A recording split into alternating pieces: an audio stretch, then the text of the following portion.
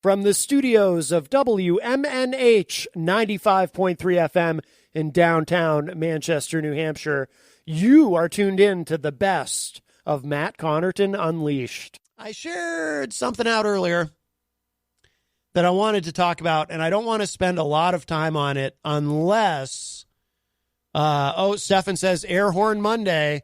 I'll give you an air horn, Stefan. I'll give you an air horn. You know, when I was a kid, my friends and I, when we'd, if we were walking somewhere and we'd see an 18-wheeler or a facsimile thereof, one of the big trucks, one of the big rigs driving by, we'd do like the horn motion.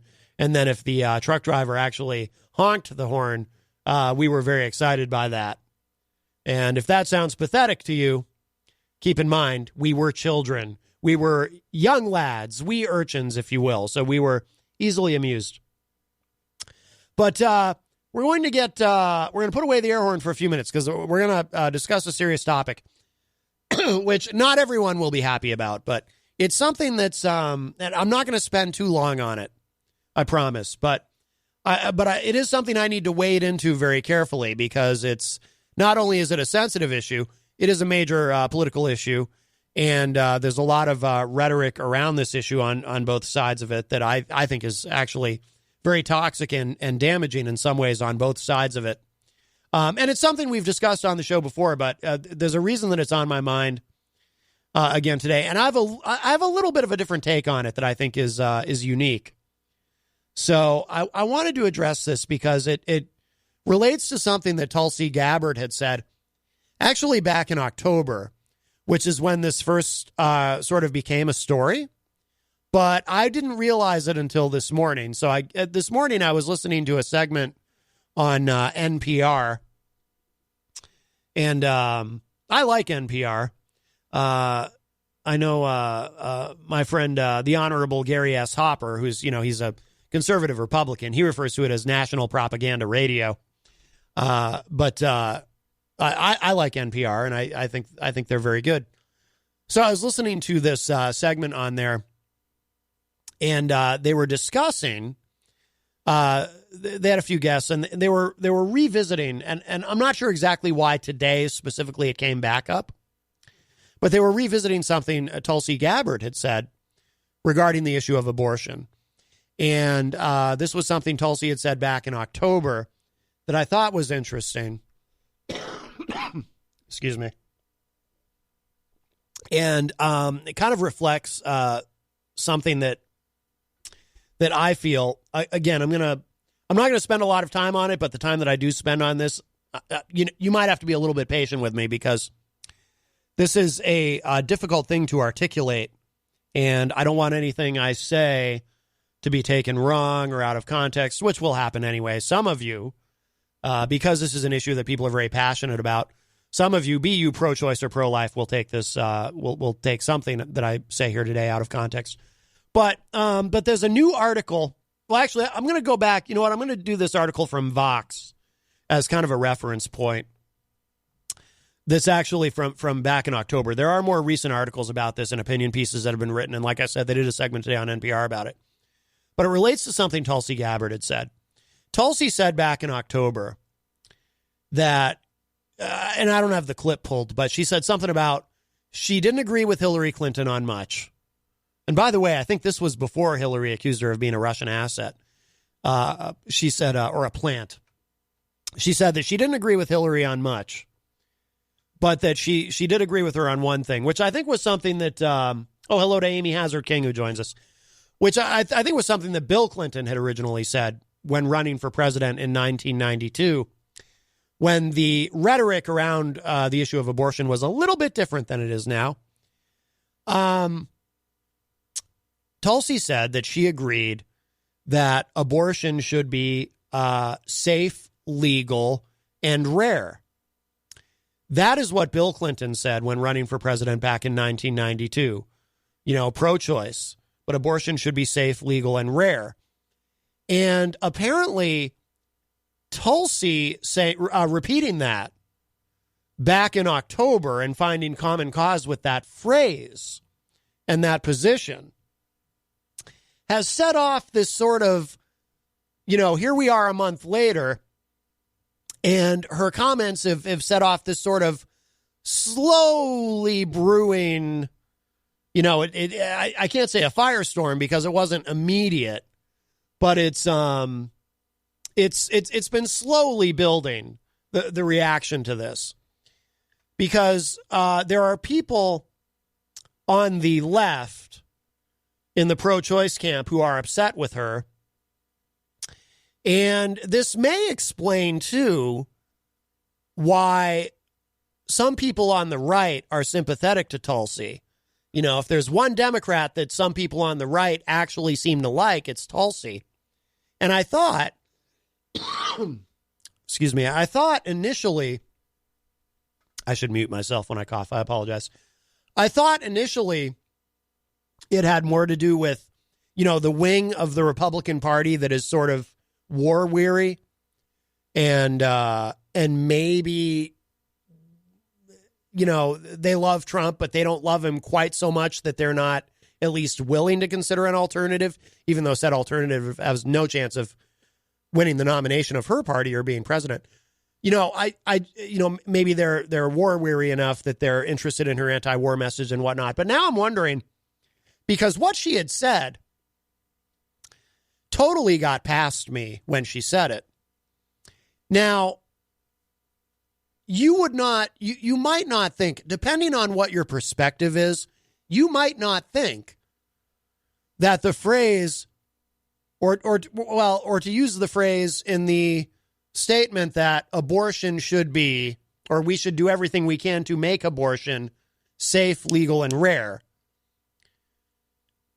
You might not think that there was anything controversial in that, right? Because if you're pro-choice, you want it to be safe, right? And I know if you're pro-life, you say, well, what's safe about it? You're killing a fetus. I know, but just bear with me here. Okay.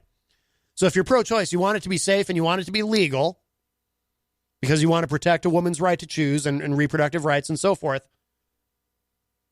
But the rare part is troubling for some people. Now, it is not troubling for me. I like the phrase safe, legal, and rare because I think that's exactly what we should be aiming for. And, but apparently there are a lot of people on the left who don't like the phrase safe, legal, and rare because they feel that the use of the word rare attaches an undeserved stigma to abortion. Now, before I go any further with this, and I tell you what I think and why I like the phrase safe, legal, and rare, let me just, clarify for everybody. I'm coming at this from the point of view of being pro-choice. I consider myself to be pro-choice. Now, when I explain this to people, more often than not, I do find myself saying I consider myself pro-choice instead of just flatly saying I am pro-choice, only because what my idea of pro-choice is might not necessarily comport with what everybody else's idea of pro-choice is. But my idea of pro-choice is basically that, yes, you should protect a woman's right to choose. It's important to protect women's reproductive rights. As a male, I am not comfortable ever telling any female what to do with her body and all of it. Okay. So I'm on board with all of that. Okay. And that does not mean, by the way, that I am, and this is what gets pro-choicers upset and me as well. I do not like to be called, quote unquote, pro-abortion. I am not pro-abortion.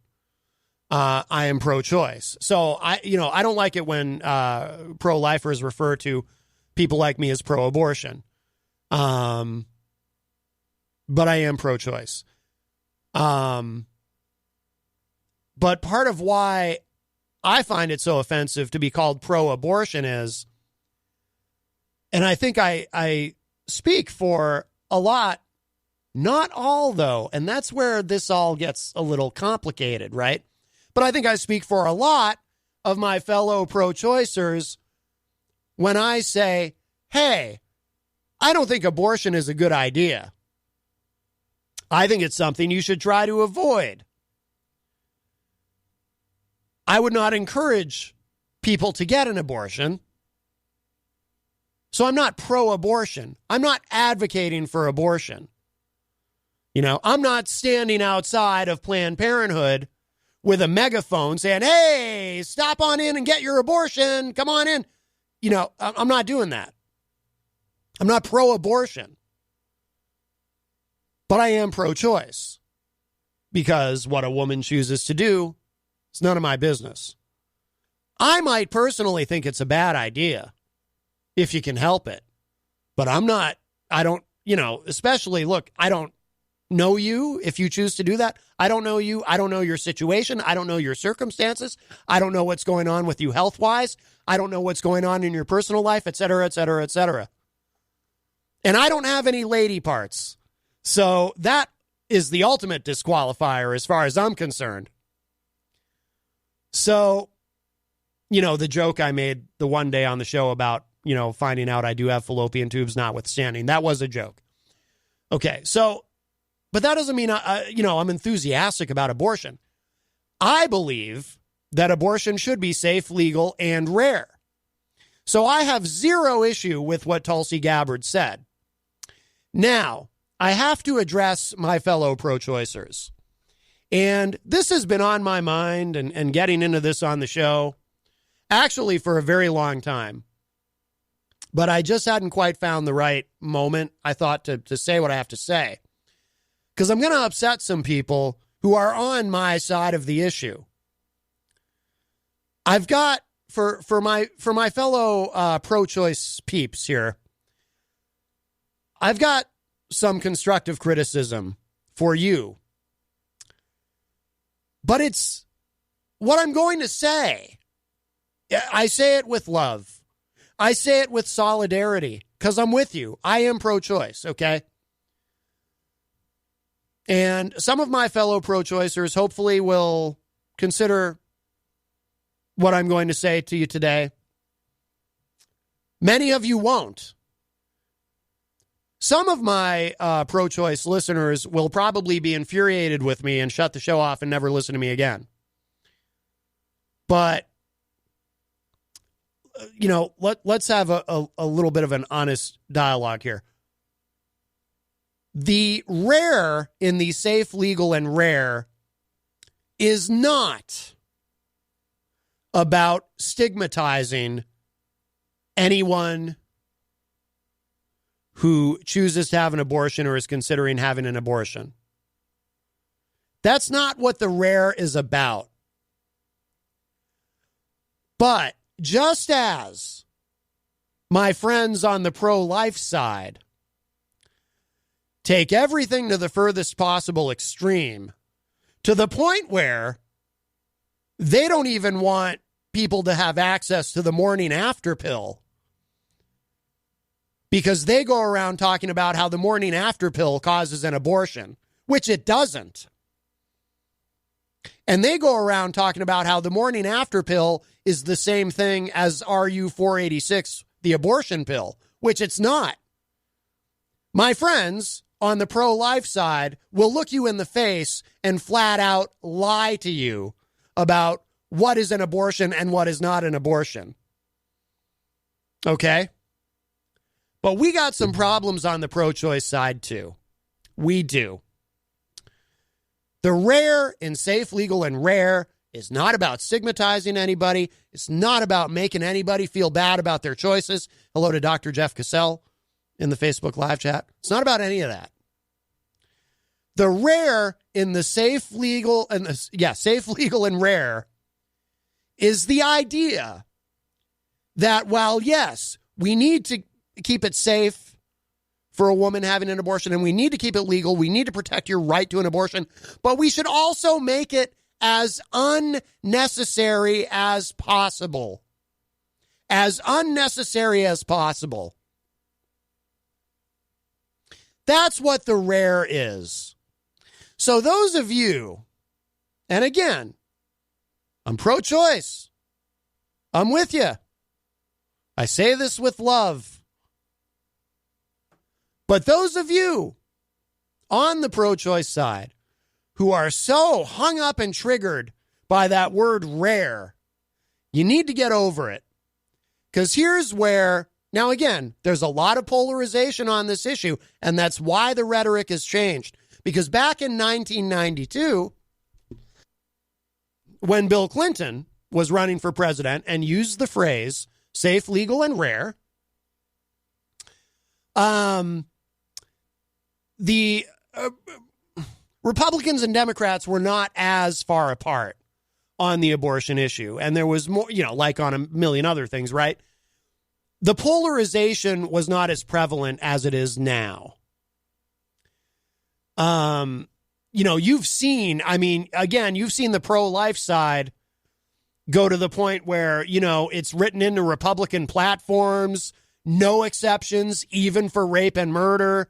Again, they don't want you to have access to the morning after pill. You've got the Christian evangelicals who think that using any kind of birth control at all is the same thing as an abortion, and that if you use birth control, you're a murderer, and procreation, sex is only for procreation and expanding your family and all. I mean, they've really gone to the extreme, right? But so has the pro-choice side. Because you can't even say anymore, you can't say the word rare. And it's bizarre. And let me tell you where both sides get this wrong. Because there's a through line here. There's an element of this which both sides get wrong that connects, and it's this. Okay. We live in an era. Stefan's going, OMG, this topic on a Monday. Yeah, Stefan. Couldn't wait any longer. We live in an era where there should be very, very little unwanted pregnancy. Now, again, things happen, things go wrong. But this is not, please, I don't want to be misunderstood on this. I'm not trying to stigmatize or shame anybody. No. No, like at the top of the show. But please understand that. However, we live in an era where there should be very little unwanted pregnancy with birth control and the accessibility of it and so forth. That's a fact. And the pro-lifers don't like to admit this because it hurts their argument. But we have seen a steady drop. This is true. You can look it up. This is a statistic fact. We have seen a steady drop year over year, a steady decline in the numbers of unwanted pregnancies, the numbers of teen pregnancies. Oh, and guess what? The number of abortions. Go figure. And you know what we've seen an increase in year over year? Sex ed classes in schools, educating kids about birth control, accessibility and availability of birth control. We have a call. We'll grab this. Hi, welcome to Matt Connarton Unleashed. Who's this? This is EGG. Hey, Eric, do you have anything on this topic? Because if you don't, I'm going to ask you to call back. Oh, seriously? Yeah, I know it's a little unusual, Eric, but I gotta stay on topic with this one. It's too sensitive to stop and do something. All right. Can you call me? All right, well, we'll talk to you later. Call me back in the second hour. I'll leave that topic alone for now. Okay, bye. I understand. All right. No problem. All right, thanks, Eric. Bye-bye. Okay. Eric, call back in the second hour if you want. No, but I invite anyone to call just if you want to talk about this, but I can't divert from this at the moment. Oh, I thought somebody else was calling. So, so we're actually trending in the right direction, and pro-lifers don't like to admit that because it hurts their sort of narrative that their narrative that, more and more people are having abortions all the time and abortion is out of control and everyone's getting an abortion and we've devolved into a country of baby murderers and all that. Look, I'll tell you what, I used to do a show. I used to be the co-host on a show called Rock, Paper, Hand Grenades with my good friend, the Honorable Gary S. Hopper. And he is a good friend, and I love Gary. He's a great person. And but he's very much, a conservative Republican and very pro-life. And he would bring on a lot of guests. Most of the guests, of course, would be conservative Republicans and very pro-life. And I could not even tell you the number of times when I would, talk about, we would be discussing this topic on Gary's show. And I would bring up that I'm laughing at a comment in the Facebook live chat, which I will read in a second because that is funny. But I would bring up, hey, apparently when you make birth control more available and not less, and apparently when you educate people on how to use it instead of sticking your head in the sand, apparently the numbers trend in a positive way. Imagine that. You have less unwanted pregnancy overall. You have less teen pregnancy. You have fewer abortions happening. Wow, imagine that. And I could not tell you how many times on that show I would bring this up to these pro-life Christian conservative Republicans who would just look me in the face and say things like, oh, I don't believe that. That's not true. It's like, okay, well, sorry, it doesn't comport with your narrative that the country has descended into some sort of abortion-happy hellscape. But these are facts, I guess facts don't matter when you just really want to be able to tell women what to do with their bodies. But, yeah, facts matter. So there you go. I deal in facts. Sorry. And I met a lot of great people on that show, but you can give them information and data and they'll just say, no, I don't believe you. It's like, okay. That's why I always say we live in a post-truth, post-fact world where there really is no truth anymore. There are no facts because everyone just believes whatever they want to believe. So how can there be objective reality if everyone's just walking around in their own fantasy land in their head? But the through line here, where both the pro-choice and the pro-life side get it wrong, is on birth control and contraception and so forth, right? The pro-lifers get it wrong because they want you to have less access to birth control, especially, oh my goodness, especially if you're a teenager. Oh, and by the way, that reminds me, another number trending in a positive direction. Statistics show that teens are actually waiting longer to become sexually active. Did you know this? So there you go. So that's another thing that contributes to less teen pregnancy. Teens are actually waiting longer. That's a good thing, right? Again, I know that doesn't comport with the conservative narrative that everything's going to hell. But no, there's actually good things happening. Sorry. So anyway, on the topic of birth control, so conservatives get it wrong in that they think the answer is less access to birth control, less education, stick your head in the sand, make your children stick their heads in the sand, and just hope that they don't become sexually active and make a mistake. And that's the way to deal with it. That's the way to deal with it, right? That's what they think. And some of them, that literally is what they think. I'll tell you another thing that happened when I was Gary's co-host. We had a Republican on. Some of you might know her, Janine Notter. I think she's a former state rep, very pro-life. And I think that was the last time I saw Janine was on Gary's show. So I don't know her. I just know her from Gary's show. We're acquaintances. She probably doesn't even remember me. And she seemed like a very nice person. Let me say that. Janine seems like a very nice person, but Janine Notter sat on that show. I can find the video of it if anyone doesn't believe me, because I have all the video. They're all on YouTube. Janine Notter sat on that show and said, swear to God, even some of you pro-lifers will get a chuckle at this. She actually said, you know how you stop teenagers from having sex, you stop talking about it. The only reason teens have sex and have these unwanted pregnancies is because we talk to them about sex. Take the sex ed out of the schools, and they won't do it. Out of sight, out of mind. Now, when she said that, out of sight, out of mind, just don't bring it up and they won't be thinking about sex. I turned to her and I said to her, and she had a good sense of humor about it, to her credit. I said to her, I just have to ask, what planet are you from?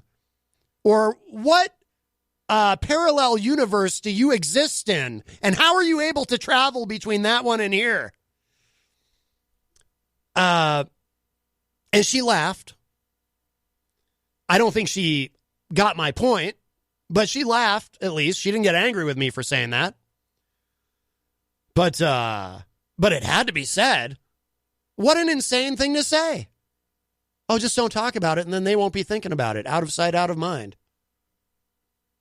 I went to a Catholic school. There was no classes about that in a Catholic school. Okay. But you think I wasn't thinking about it? I mean, that's just ridiculous. Rick Perry, the first time he ran for president, I saw an interview with him where he was talking about he was and probably still is very proud of the abstinence-only education policy in Texas. Abstinence-only meaning that's what they tell the kids in school in Texas. There's no sex ed. There's no talk about birth control. There's no talk about reproduction. None of it. It is abstinence only. And he's very proud of that's part of his legacy as governor of Texas. And an interviewer, I don't remember who was interviewing him, but an interviewer asked him, Governor Perry, you claim that this works, and yet, while your home state of Texas has the strictest abstinence-only education policy in the country, your home state of Texas also has the highest rate of teen pregnancy in the country. To which Rick Perry replied, all I know is abstinence works. That was his defense of that. So that's where the pro-lifers get it wrong. If they really want to, and I used to make this point all the time on Gary's show, if they really want to reduce abortions, to continue the positive trend in this country of reduced abortions, excuse me, the correct tactic would be, in my view, to continue to encourage use of birth control and to encourage making smart decisions about sex and so forth. Because in the places where they do that, guess what happens? They have lower rates of teen pregnancy. The pro-lifers, they're never going to do that because they think the second that you open that door, it's the exact same thing as encouraging them all to have sex. You know, it's like they don't think that maybe, just maybe, people, even teenagers, are more sophisticated than that, and that you can communicate the message, hey, this isn't something you should be doing until you're absolutely ready and mature enough to handle it, but if you decide to do it, here's how you should do it to be safe. Apparently, teenagers can handle that because in places where they do that, it works, but pro-lifers don't believe that. They reject that idea. So that's the end of the...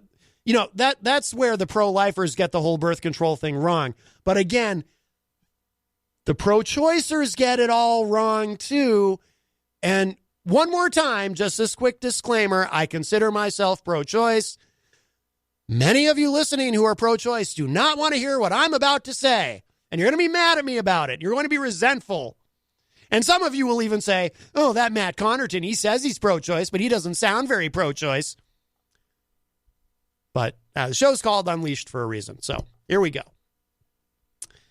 Part of the birth control thing that the pro-choicers don't seem to get is the message needs to be, in my opinion, we need to protect your right to choose.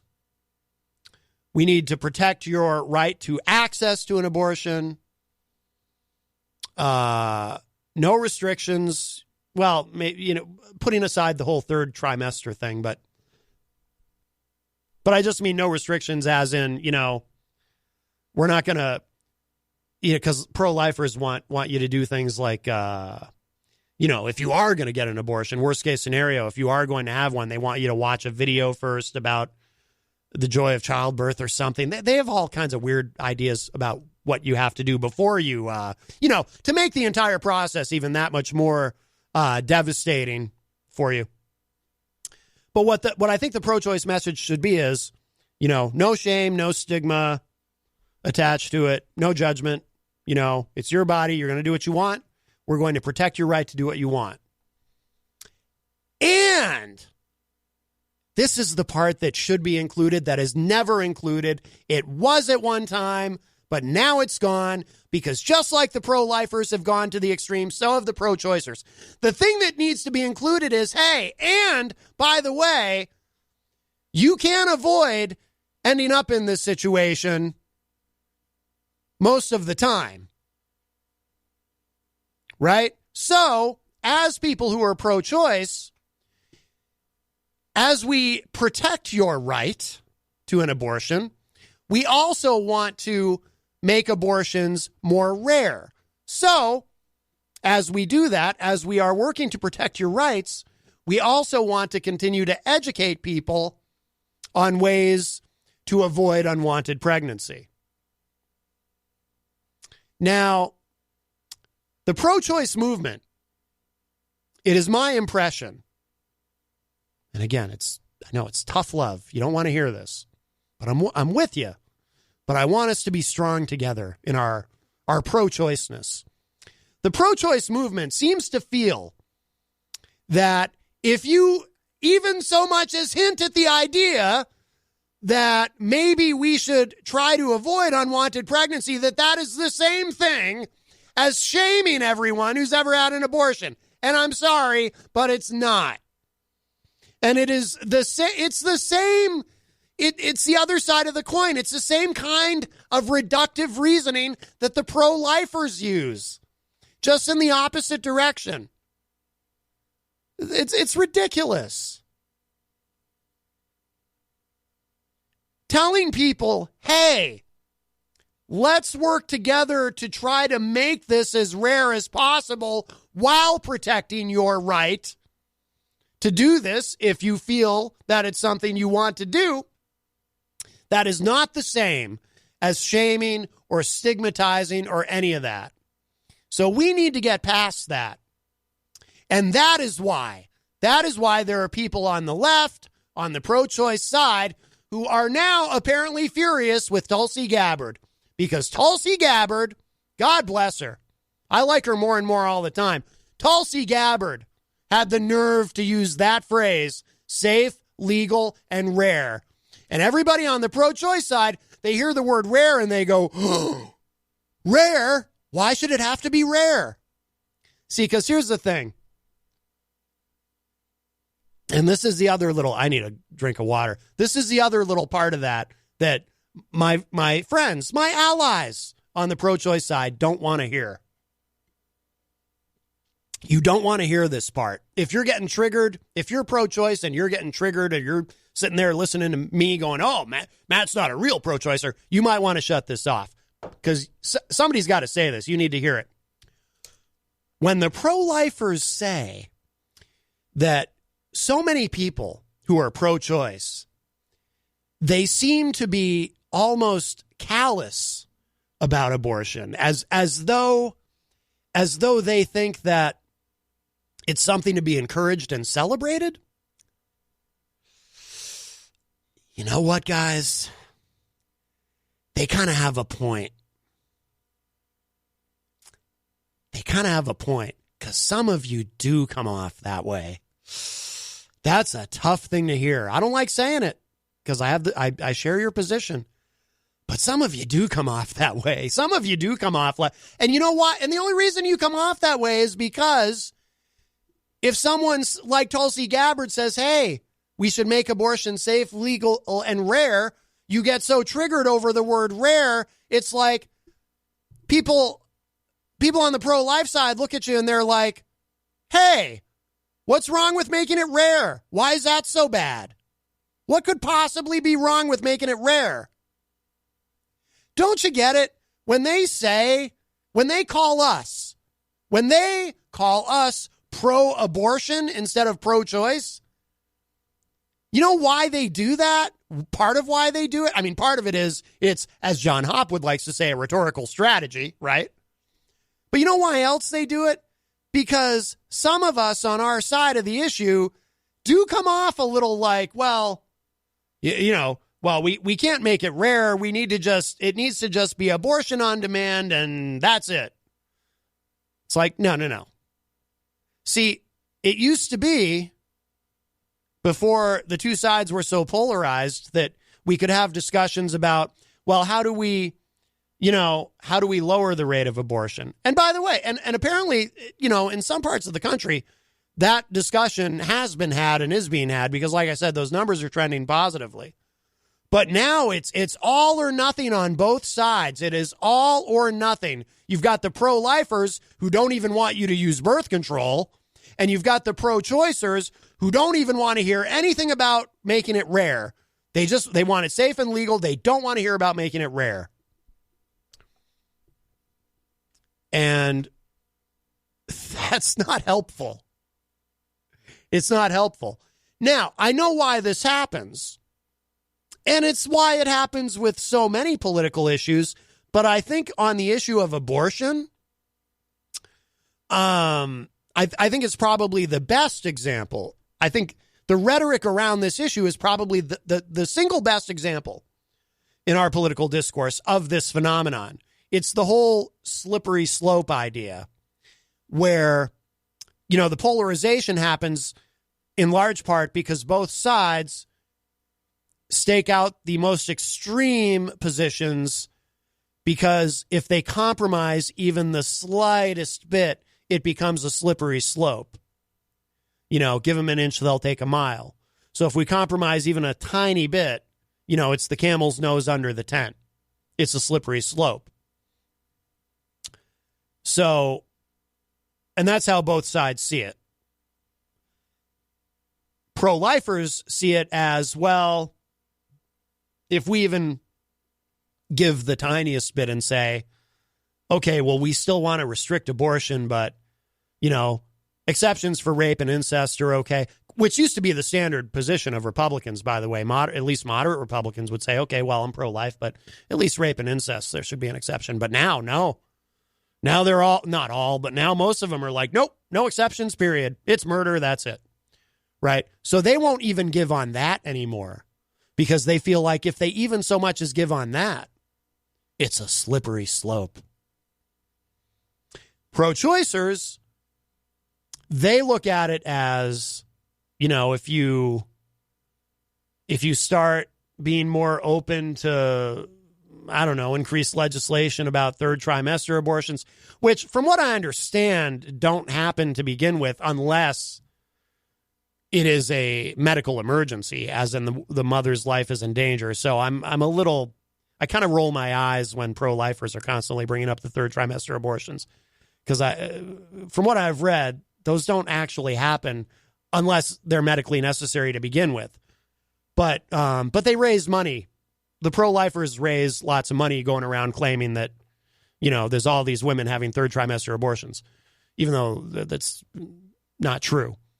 But pro-choicers, they see the slippery slope as, well, I'll give you an example. Here's a slippery slope that the pro-choicers worry about.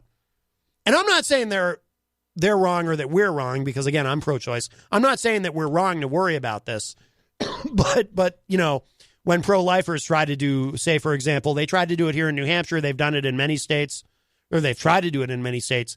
The fetal heartbeat bill, where they try to declare that the fetus as a person, once it has a heartbeat. And that's a way of kind of, curbing or trying to limit abortion. They say, okay, well, once it has a heartbeat, you can't, you can't have the abortion at that point. Or the fetal homicide bill. That's actually the one I was trying to think of. I forgot it for a second. The fetal homicide bill, which I remember discussing on Gary's show when they tried to do that here in New Hampshire, was, if a pregnant woman is in a car accident and the accident is the other driver's fault, but the pregnant woman loses her baby in the accident. Well, now you charge the person whose fault the accident was with murder because it's fetal homicide.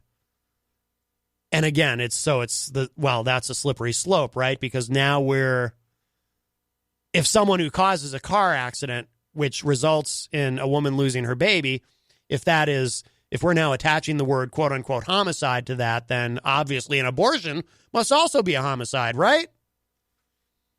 So, but the thing is, and this is where I get stuck,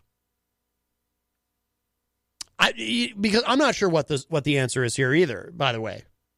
Maybe one of you do, but these slippery slopes are not unreasonable to worry about. Like, as someone who's pro-choice, it's kind of a conundrum. As someone who's pro-choice, on the one hand,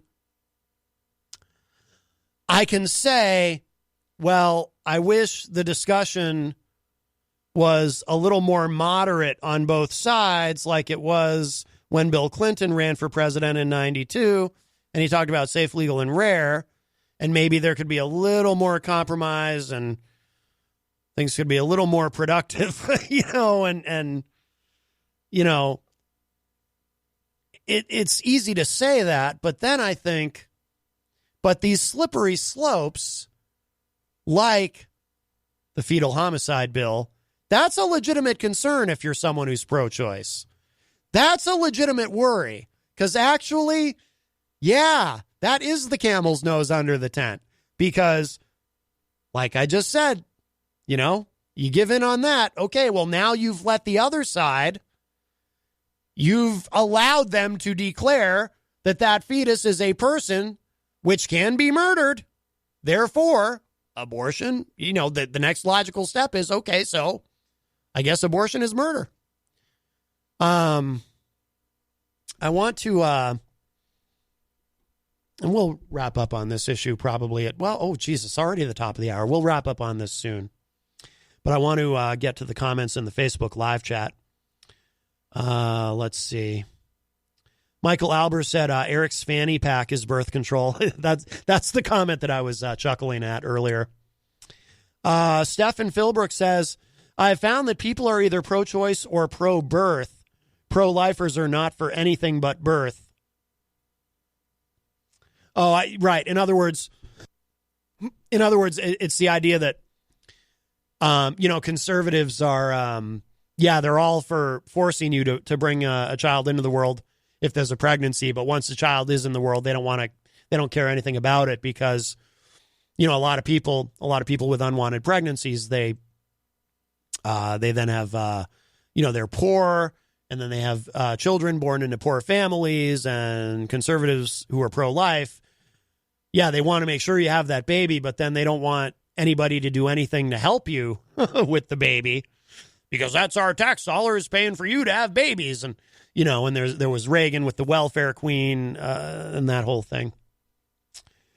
Stefan said, when the religious pro-birthers believers sit there in their church pews on Sunday, they need to ask their God, why are you the biggest aborter? So many miscarriages or God abortions, quote unquote. That's true.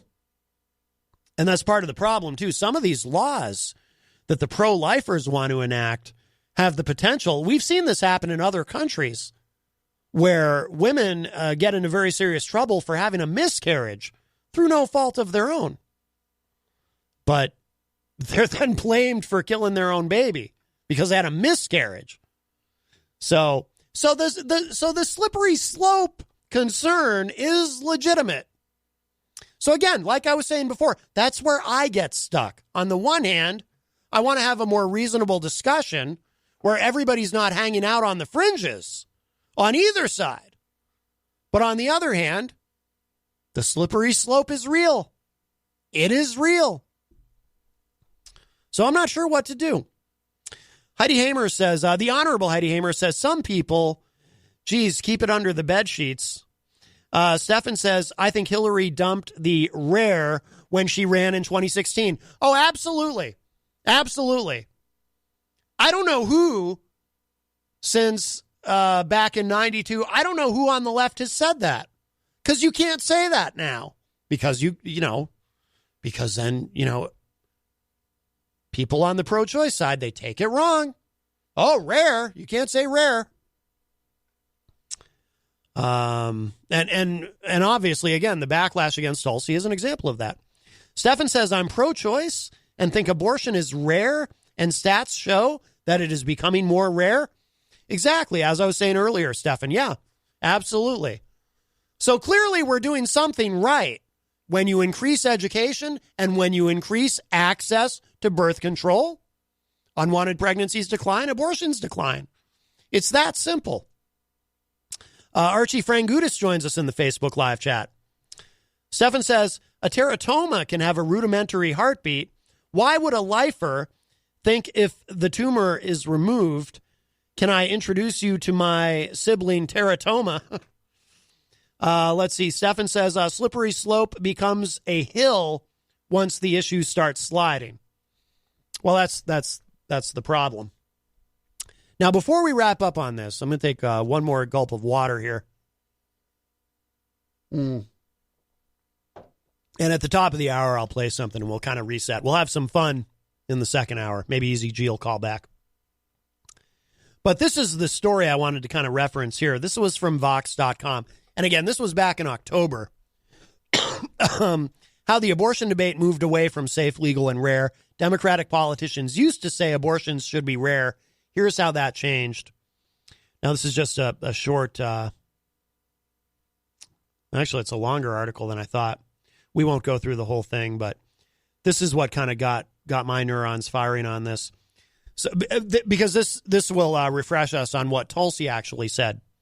So Representative Tulsi Gabbard said at the Democratic presidential debate, quote, again, this was back in last month, about a month ago. I agree with Hillary Clinton on one thing. Abortion should be safe, legal, and rare. Clinton used that language in her 2008 presidential campaign. I didn't realize she had used it even then. Bill Clinton, meanwhile, had introduced it into Democratic politics in 92. The language was likely meant to appeal to people who supported the right to an abortion in principle, but still felt morally conflicted about the procedure, which I would fall into that. A large group, according to some polling. But many abortion rights advocates argued that calling for the procedure to be rare placed stigma on people who seek it. By the way, okay, before I read more of this, I don't want to belabor the point, but again, let's just think about it. If you said,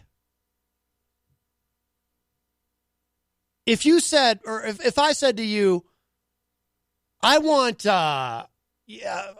chemotherapy to have to be rare, would you then think that I was putting some sort of stigma on cancer patients who get chemotherapy treatments? Or would you think that I was saying that I wanted to make cancer rare? I want cancer to be rare. Therefore, the need for chemotherapy to be rare. Like, if I said that to you, you wouldn't think, oh, Matt's stigmatizing cancer patients who get chemotherapy patients. Would you? Right? That would be bizarre. So why is it with this that puts a stigma on it, saying make it rare? Destiny Lopez, co-director of the All Above All Action Fund, a nonprofit that works to expand abortion access, said, quote, there's a fundamental notion of bodily autonomy that we've been fighting for as advocates and activists on this issue for years, unquote. She said that saying abortion should be rare, quote, completely negates all the work that we've done to really make this about the ability to decide what's best for your body, for your family, for your community, unquote. How? See, that's the mentality. Using the word rare just is going to set the whole thing back as far as abortion rights. Why? Why does it? This is the mindset. This is the problem. Again, this is what I say to my fellow pro-choicers. This is the problem. We need to get over this because I don't agree with her. I don't get it. Someone explain it to me. Over the years, Democrats have become more sympathetic to this view. By 2016, Hillary Clinton had changed her message, saying only that abortion should be safe and legal. It was part of a broader shift in the party toward a more full-throated support of abortion rights. During the 2016 primaries, both Clinton and Sanders called for a repeal of the Hyde Amendment. I don't want to get sidetracked with that. Okay, skipping down. But as Gabbard showed, the framing of safe, legal, and rare isn't gone. Her comment and the conversation surrounding it were a reminder not just of how much the Democratic Party has changed in recent years on abortion rights, but the divisions that still remain. The phrase safe, legal, and rare entered common usage during 92 when Bill Clinton frequently used it. Quote, we have to remind the American people once again that being pro-choice is very different from being pro-abortion, unquote, he told the Congressional Women's Caucus that year. Yes, and he's right about that. He was right when he said that. We have to remind people that being pro-choice is different from being pro-abortion. As I said earlier, protecting a woman's right to choose and encouraging women to have an abortion are not the same damn thing. That's a perfectly reasonable thing to say, but apparently you can no longer hold that position and be pro-choice. During her 2008 presidential campaign, Hillary echoed her husband's message, emphasizing that, quote, by rare, I mean rare, unquote. But over the years, abortion rights activists have pushed back against that phrase. Safe, legal, and rare implies that getting an abortion is something that, quote, you should be apologetic for, unquote, reproductive justice activist Renee Bracey Sherman told Vox. Quote, it places the... This is... Wait till you hear this. Again, somebody explain to me the logic here. How does one arrive at this conclusion? She says, quote, it places the blame on the person who's had an abortion as if they just did something wrong to need one, rather than addressing the systemic issue as to why someone might not be able to have access to consistent health care or contraception, unquote.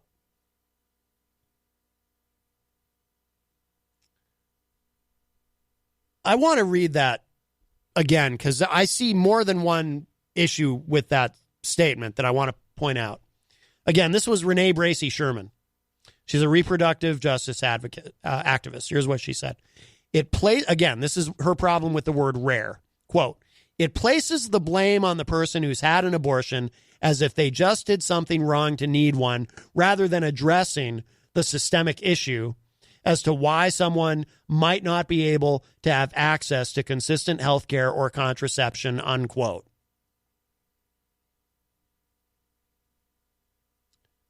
I've got two big problems. Number one, let's think about this logically. Again, let's use other examples. If I said to you, I want to make homelessness rare, because homelessness is a problem in the city and in probably every city in America to varying degrees, right? Homelessness is a problem. If I say to you, I want to make homelessness rare, are you going to say to me, Matt, that's offensive?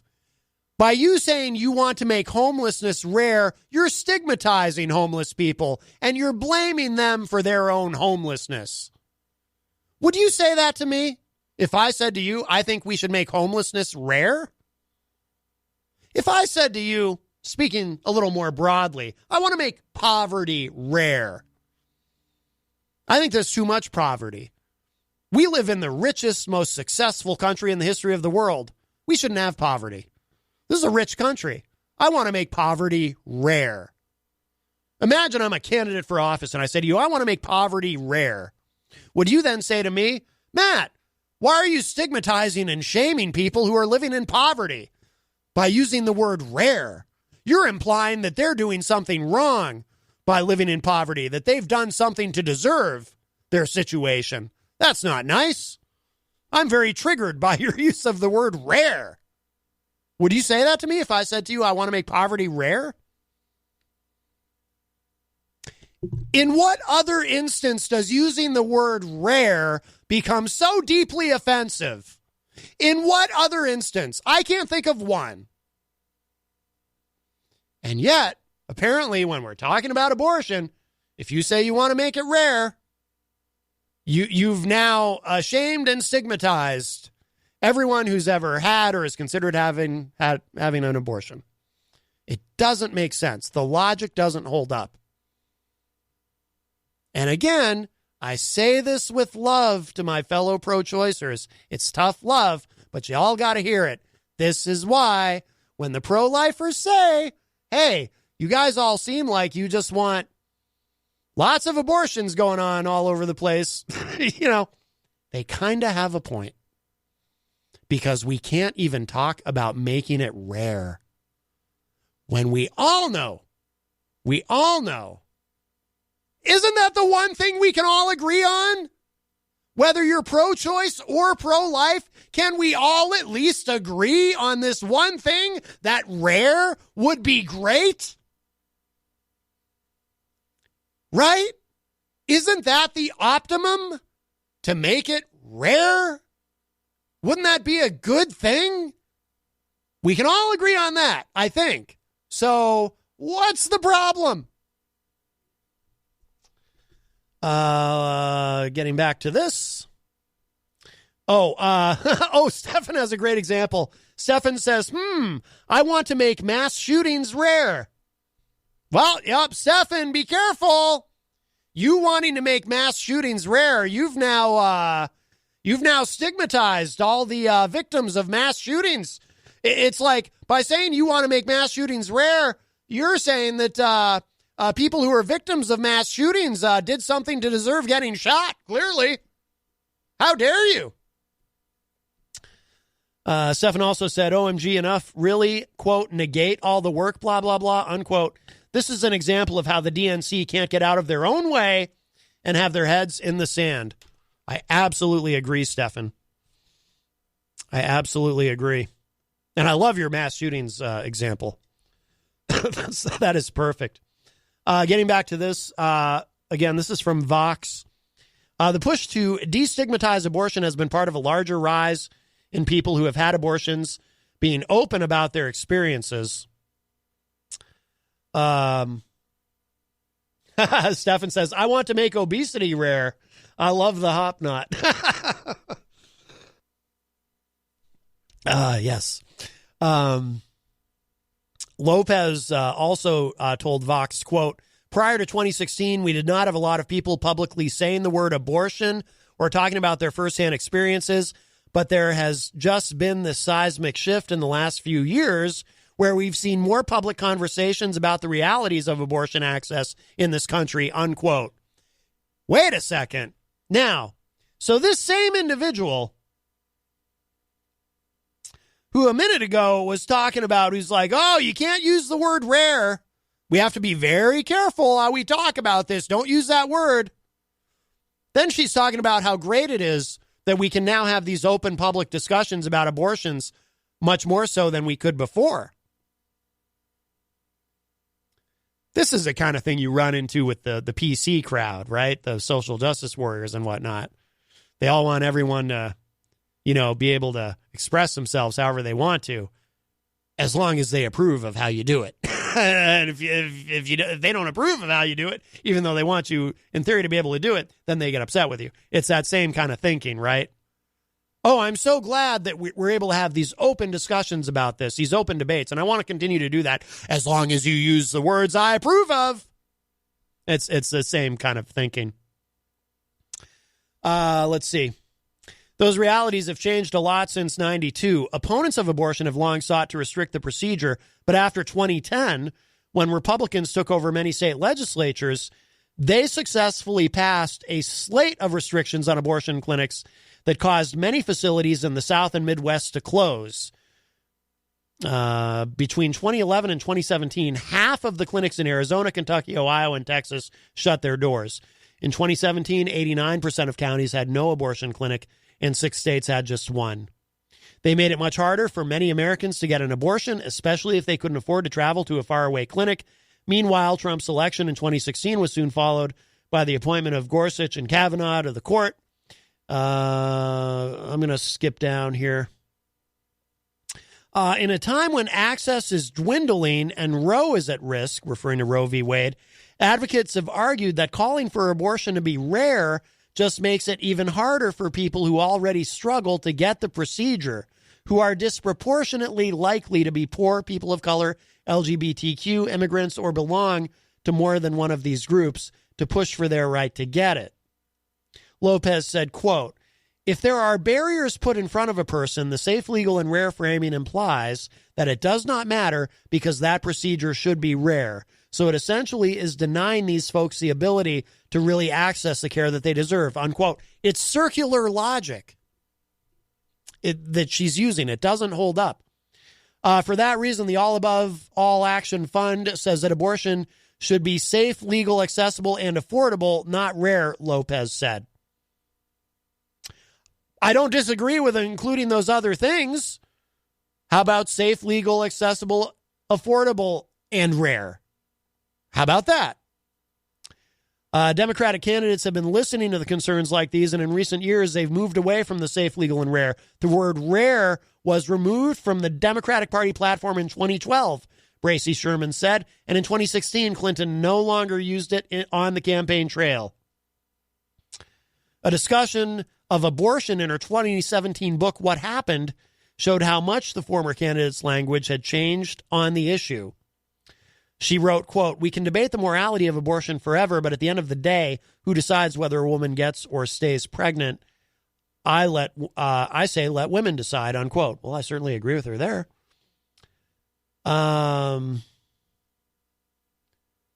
Let's see. I'm skipping down again. Okay. But safe, legal, and rare isn't completely gone.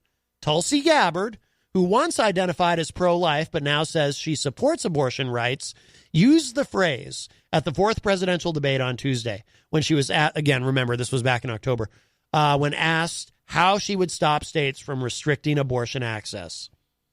Gabbard went on to say this, quote, "We see how the consequences of laws that you're referring to can often lead to a dangerous place. I do, however, think that there should be some restrictions in place. I support codifying Roe v. Wade while making sure that during the 3rd trimester, abortion is not an option unless the life or severe health consequences of a woman are at risk," unquote.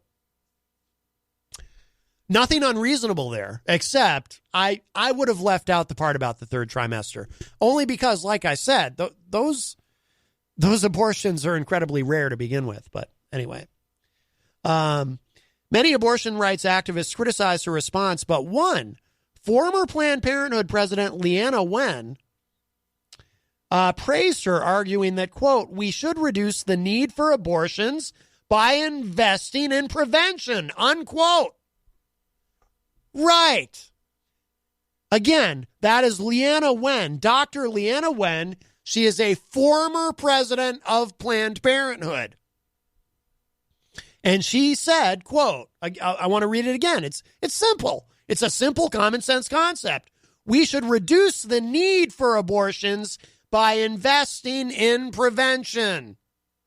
Yes, it's that simple.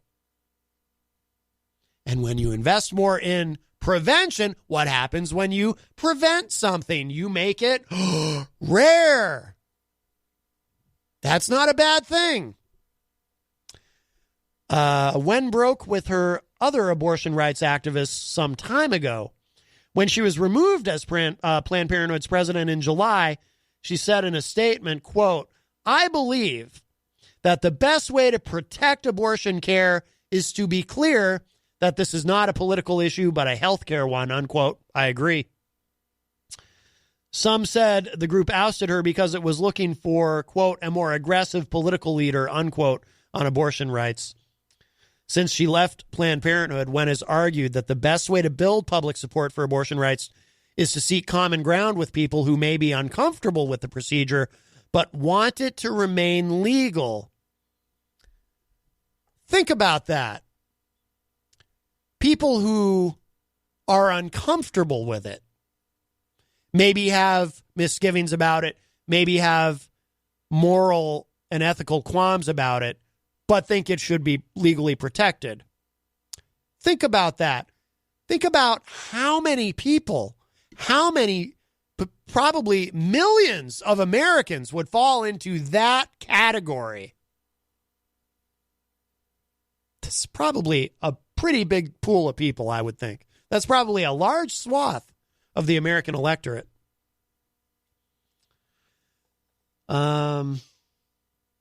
She said, quote, "We need to stop treating those whose views differ from our own with scorn and suspicion and instead work together to safeguard our health, our rights, and our future," unquote. I'm skipping down again. She isn't the only abortion rights supporter to use safe, legal, and rare in recent months. In an interview with NPR's Sarah McCammon earlier this year, Pamela Moraldo, a former president of Planned Parenthood who resigned in 1995, said she wanted Planned Parenthood to return to that framing. She said, quote, "I think that people that are pro-choice are afraid of stigmatizing abortion when they say it should be rare, but that's not where I'm coming from. I'm coming from a place that too many trips to the doctors, medical procedures, surgical procedures could be and should be prevented," unquote. In general, those who argue on behalf of prevention say that better access to contraception would naturally lead to abortion becoming more rare. Indeed, the abortion rate, this is an important fact, the abortion rate is at an all-time low in recent years, and experts say better access to long-acting reversible contraceptives like IUDs is likely the reason why.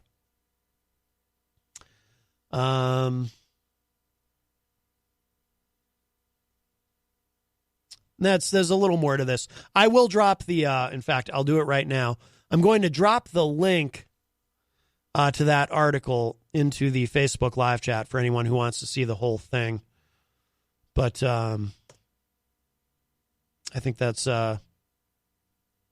pretty great. But I like the article because again, this is something that I've wanted to talk about for a while, and hearing that segment on NPR this morning really kind of, like I said, it got the neurons firing in my brain. So some tough love from one pro-choicer to my pro-choice brethren. Nothing wrong with rare. It's like I said, isn't that the one thing that we can all definitely agree on? I would think, I would hope. From the studios of WMNH 95.3 FM in downtown Manchester, New Hampshire, you are tuned in to the best of Matt Connarton Unleashed. Come on down to the Hop Knot at 1000 Elm Street, Manchester's premier craft beer and gourmet pretzel bar. Tell us more, Trudy. We make our dough fresh every day. We make a variety of styles of pretzels and serve craft beer, cocktails, and a few bottles of wine. We do the traditional pretzel, and we have multiple flavors for that. We also do stuffed pretzels, pretzel sandwiches, free dessert pretzels, and pretzel knots. The Hop Knot in the Brady Sullivan Plaza at 1000 Elm Street. I'm not alone. Sitting at the news desk is Christian Lacoste. How are you, sir? Hey, I'm pretty good. Got your theme music going there. Your new theme music. What's my new theme music? Hold on. Did you forget already? Yeah. You haven't been here in a while. No, it's been a ride. Yeah, it's a little I've been busy. Little George Michael for you there, father figure. Remember? Yeah. You told me how much you love this song, and you like this one so much better than the other one we were using for you. Oh, yeah, because now that one's outdated. Right. It's outdated. But this song is timeless. Oh, yeah, for sure. Timeless. So, excuse me. So, oh, boy. Please don't die, Matt. It's probably karma. I deserve that. I deserve to choke. Anyway, No. so welcome back. No, I don't really. Thanks. It's good to be back. I don't It's been really a while. deserve to choke. Oh, yes, that too, yes. So I just want to explain to everybody something about what just happened. Because all of a sudden, the Facebook live chat was interrupted. The Facebook live feed was interrupted while we had Mr. Vermin Supreme on. If you were paying attention to the Facebook live chat, you might have noticed something very strange was suddenly posted in the Facebook live chat under Matt Connarton Unleashed that I did not post, and neither did anyone else associated with the show. So it appeared that the page had been hacked, which was why I terminated the Facebook live feed and did a couple of security things before I restarted the Facebook live feed. So that's why I apologize for the sudden interruption to the Facebook feed during our conversation with Vermin Supreme. But that's why I had to do that, because clearly the page had been hacked. That happens occasionally with the Facebook, so had to take care of that. Stefan Philbrook really wants the... here you go. He really wants the George Michaels? He really wants the George Michael, yes. George Michael. Yes. So anyway, that's what happened there, and that's why I know toward the end of our discussion with Vermin, I may have sounded a little bit distracted. That's why. Now, if you were watching the show on Facebook and you missed, then obviously if that is how you were enjoying the show, you missed part of our conversation with Vermin.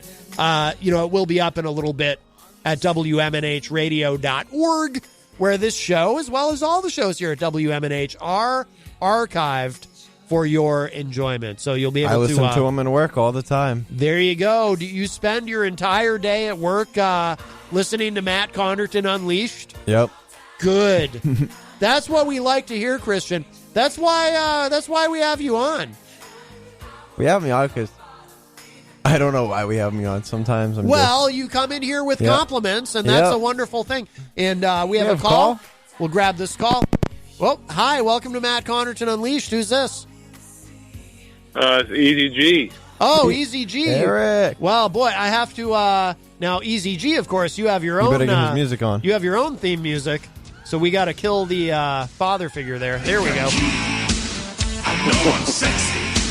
I've got the look that drives you go wild. I've got the move that really move. I said chill up and down their spine. I'm just a sexy boy. Sexy boy. I'm not your boy toy. I'm just a sexy boy. I'm not your boy toy. And as always, let's just remind everyone, Easy G, Eric Gagnon, he is a sexy boy, but he is not your boy toy. He's not a piece of meat, Christian. We needn't treat him as such. Listen, I've challenged him to a boxing match. I've challenged Vermin Supreme. I don't know who else is next. If one of them two don't come through with this boxing match, man, I don't know, man. Right. Well, you did say you would make short work of Eric. I'll make short work of both of them. Easy Yeah, G. he probably would. Ooh. But anyways, I got a question for you, Matt. Yes. On another station there, I forget his name already, but he did a 24-hour marathon for I his know what you're son. talking He has about. diabetes. And he raised almost $75,000. That He went was from 2 o'clock on Wednesday till about 2:30 on Wednesday. And he raised a whole mess of money, for the Diabetes Foundation. Oh. Do you think is that something you could do, Matt? Be on the air for consecutive hours like that? I'll do better than that. I'll cure diabetes. How about that? I'm just going to need a little time. I might need check back with me in a few decades. Yeah. I'll have it cured. I prefer the Wilford Brimley pronunciation, by the way. Diabetes. Remember Wilford Brimley with his enormous mustache? Yeah. He had a better mustache than John Bolton. And Wilford Brimley, he used to do the diabetes ads, and he used to do the Quaker Oats ads. Remember Quaker Oats? It's the right thing to do. And then it turned out that... his original goal was to raise $25,000, and he raised almost 75,000. Wilford Brimley, and then he had to. This guy on the WEI, one of the workers there. Because it turned out that one guy called up. One guy called up, and he came on the air, and he said, "I'll give you $10,000." Because there was a terrible scandal. It turns out that eating too much Quaker Oats actually gives you diabetes. Did you know that? Say that again. I'm trying to help you, EZG, because I know you eat a lot of Quaker Oats. What about the Quaker Oats? Nothing. So, anyway, so I did hear, so it was a sports guy on WEEI. Yes, I did hear about this. He was doing some sort of marathon. It went really well. I watched part of it. Yeah, it was really funny. Lou Maloney was on, and his wife, they were on around midnight last night, and him and the guy running the marathon, him and his wife were on, and they were talking about things they don't like about each other, and it was really funny. Oh my goodness. We could do that. Yeah. Oh, yeah, and then before that, they had the you can call up with any kind of sex question. Oh, my God. Oh, that's... People called up with some pretty crazy questions. Oh. Like, they had they had Tom Brady on. They had Tom Brady on. They had someone from the Bruins. Larry Bird was on at one point. Larry Bird was Tom on, Brady. yes. Tom Brady, and there was someone from the Bruins. They had Alex Cora on. They had Alex Cora on? They're saying now that he might get suspended because the Houston Astros were caught cheating in the 2017 World Series, and he was the bench coach. I know about that because I listened to Scott Farrell on the bench on another station that we won't mention. Scott Farrell is the man. I do love Scott. I could listen to him talk about anything. I could listen to him talk about diabetes and how Quaker Oats gives you diabetes. I shouldn't say that. I don't want to get sued. I'm only kidding about the Quaker Oats thing. Or am I? It's amazing now how the Houston Astros had all their wins last year at home because they were cheating, apparently. But no, that was a 2017. So it's always easy to win when you cheat. It's always like they say in wrestling, right? If you can't win, right, you cheat to win. Bobby the Brain Heenan used to say, win if you can, cheat if you must. No, I'm sorry, win if you can, lose if you must, but always cheat and never get caught. Exactly. Right. Always cheat, but don't get caught. Right. Like Eddie Guerrero used to say, cheating, lying, and stealing. Yes. That was the song. He was a heck of a wrestler back in the day. Yes, he was. Now he's dead. Rip. Yeah, that was a good interview with Vernon Supreme. Oh, did you enjoy that, EZG? Yeah, he's been in the studio before. He's been on the Peter White Morning Show before, believe it or not. Yes, I do believe that. I think I remember that. Have you ever? Will you be? I get credit for anybody that wants to throw their name in the hat, but it's too bad he won't be able to be on the ballot, I guess. Will you be voting for Vermin Supreme? Diabetes. Oh, probably not. No. Thank you, Wilford. Diabetes. But, it's like Dan Patrick is throwing his name in the hat. He's like every day. You ever notice that, Matt? Like every day, it seems like somebody throws their name out of the hat. Oh, I'm sorry. Somebody throws their name in the hat. I'm sorry, EZG. Did you say Deval Patrick has diabetes? No, he threw his name in the hat to run for president in the New Hampshire primary. Oh, okay. I misunderstood. I was going to say, poor Deval Patrick. And then the other day, somebody dropped out. It's like every day, like almost seems like somebody drops out, and the next day, somebody drops in.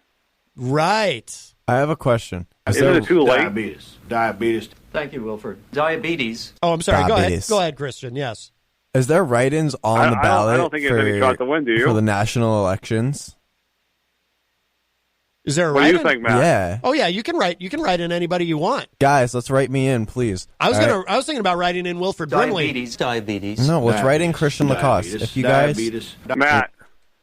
Well, maybe you and Wilford Brimley could run together. You could be his VP. No, I want to be the president. You're too young. You have to. The minimum age is 35. Diabetes. That's okay. I can hack some database and say I'm 35. You don't have diabetes, do you? No, I don't have diabetes. I don't think Dana Patrick has any shot to win as president of the United States. Dana Patrick? Do you mean Deval Patrick? I don't think Dana Patrick is running. Yeah, Deval Patrick. Dana Chance to win. Dana Patrick is a NASCAR driver. Is it? It's Danica, It's isn't it? Too late. Too late for people to throw their name in the hat. My celebrity crush when I was little. I'd vote for Danica Patrick. Diabetes. I would too. There you go. Yeah, she doesn't have diabetes, does she? No. I didn't think so. You don't have diabetes, do you, Alrighty. EZG? Alrighty, boys. I'll let you go. All right, EZG. What? Bye. I'm suddenly very concerned about EZG. I know, me too. I'm worried. Really, Diabetes. I'm really worried right now. Diabetes. Diabetes. Diabetes. Diabetes. Diabetes. Diabetes. Diabetes. Diabetes. Diabetes. Diabetes. Diabetes. Diabetes. Diabetes. Diabetes. So, you got diabetes. Well, I hope not.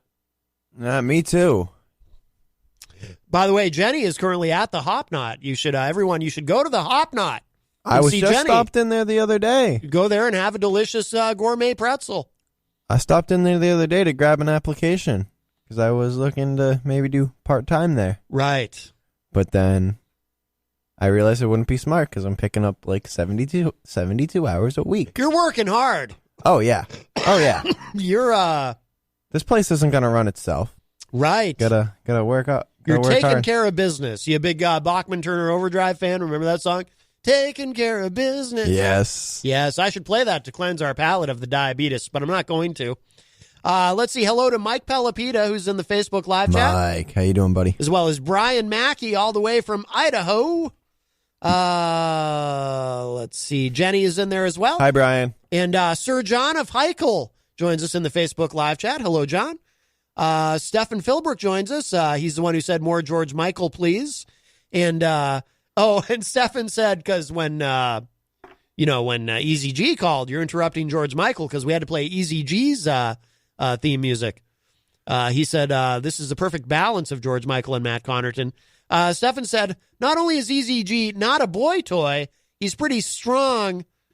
He's pretty strong. My hand still has, he's pretty strong. My hand still has not healed from his strong fist bump that I received from him on Monday. Oh, my goodness. Man, you should go get that checked out then. Go down to the urgent care or something. Easy G's a very strong man. Well, he's very strong, but he still won't cut no boxing promo on me, man. Right. I'm sitting here. I've been sitting here for 3 months now waiting for him. What is it with him? Is it his management or is he a one-man team? Maybe it's his diabetes. Yeah, maybe it's his diabetes. Yeah. But I'm itching for a boxing match. Someone box me, please. Right. Diabetes. Someone, Diabetes. please. Diabetes. You should do a fundraiser to fight diabetes.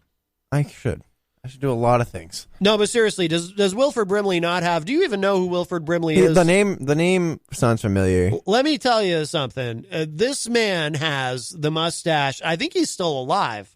Oh, I hope he still has his mustache. It's like you almost can't see his head. That's a pretty. It's under outrageous, all this outrageous. Yeah, you almost can't see him. It's like you see all this hair and then a couple of eyes, and a guy with diabetes apparently. Diabetes. Yeah, and in this particular video, he has a big belt buckle. You know, we could also do a charity boxing match to raise money for the city skate park. Right. Yes. That's another thing. Me and I've been progressing a lot in scootering, and doing all those action sports and stuff now. I think that's why I want to do a boxing match. Getting that exercise, that's a good way to avoid diabetes. Yeah. Yeah. It's good for you. Diabetes. Let's see. Stefan says, I want my pony Vernon 2020. Candace Johnson joins us. I haven't seen Candace in the Facebook live chat in a long time. Welcome back, Candace. Stefan is asking, does Christian promote free ponies and good dental hygiene? Thank you, Wilford. I Diabetes. promote more than that, okay? Yes. Free college, free lunch Wow. for everyone. So you're more of a socialist. I don't know what I am. You're voting for Elizabeth Warren, it sounds like, if you want free college No. and free lunch. Is that what you said? Ew. Ew. Isn't she like the Pocahontas scandal lady? Oh, I forgot her name. Yeah, but this No, we're not going to talk about that. Well, you can talk about it, but I don't even. It's just very Republicans. She's irrelevant call her to that. me. Well, she could be the nominee. Diabetes. Well, that's unfortunate. Yes. Well, you might have to live with it, or you can vote for Vermin Supreme. Yeah. That's what I'm going to do. Diabetes. See, and I also noticed something. Andrew Yang and Tom Steyer have these ads on YouTube. I noticed something. Andrew Yang's YouTube ads are skippable. Tom Steyer's ads are not skippable. Tom Steyer is in your face. Well, no, his ads aren't skippable because they're so short. Really? His ads are really short. You haven't noticed that? Tom Steyer's ads are really short. Yeah, they're like, true. They're like 6 to 7. They're like cut off in the middle, and they're like 6 to 7 seconds long, and it's like you get Oh yeah, back in 2018, I brought up Trump's impeachment, and I was like, what? Huh? Right. What? Yes, When, he where? did. Yes. Diabetes. I hope Trump doesn't have diabetes. I gotta give it to the guy. The only thing I like about the guy is his belt buckle is really nice. His big old Texas belt buckle. Who? Tom Stiers. Oh, I didn't. His outfit's pretty good. I'm gonna give it to him I there. don't really look at dudes' belt buckles much, but I'm glad you like his big belt buckle. Wilford Brimley I walked also. into that one. Wilford Brimley has a big belt buckle. Diabetes. He's got. It's in this video I keep playing. Candace Johnson flashing the peace sign. Mike Pelopito says. And Cocoon, Waltius Reed. Oh, referring to Wilford Brimley because he was in Cocoon. And what was the other? I missed the comment. There was another movie that Wilford Brimley was in. I missed it. I'm scrolling back and now I don't see it. But Wilford Brimley, he was also in a show called Our House, I think. Hello to Peter White. Peter! Who joins us in the Facebook live chat. Diabetes. That's the man of the hour. Peter White does not have diabetes, I don't think. Nah. I mean... Peter White does not have diabetes. Right. Diabetes. He might have other ailments, but... I definitely... I have... Swamp ass. But he does not have diabetes. Very important. Stefan is asking, what is your platform, Christian? Because you have expressed an interest in running. You want to be Wilford Brimley's VP, correct? Yeah. Okay, good. I just want to make sure I didn't misunderstand something. Sometimes I misunderstand things, you know. Diabetes. Wait, he said platform? Yes. What is I'm your gonna platform? run as a table. Because the table's a platform. Right. Yeah. I get it. You made it funny. I attempted to. Yes. Wow. That's remarkable. That's why.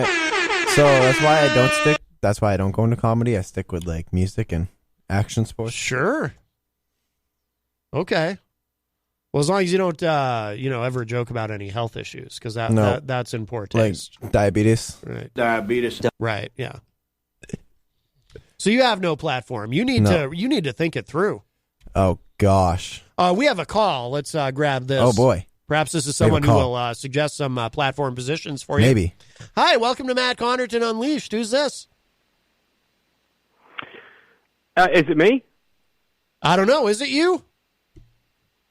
Oh, wow. This is such an incredible honor to speak to you, sir. I'm calling from the UK, and Wow. your name's made its way across the pond over here to the UK, and people over here are actually incredibly fond of you. In fact, everyone in my hometown will be absolutely chuffed to know that I have had the pleasure of speaking with John Hopwood. Oh, wow. Well, John Hopwood is not here. Would you like to speak with virtual John Hopwood? No, not really. Bye. Geez, All how right, much bye-bye. dope have you smoked? I mean, No. Hardy, right? Never mind. God. Virtual. Wow. Virtual John Hopwood, never mind. He already hung up. Oh, I know it's on the TV. Well, it's too late, virtual John Hopwood. So, it's, Wow. Yeah, well, let's say it. Come and say it in person.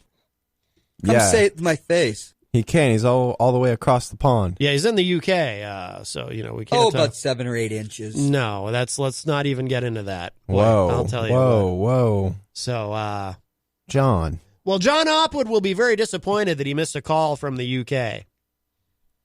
Stephen Philbrook is laughing at Peter White's issue there. I think that's terrible, Stephen. Peter is your friend.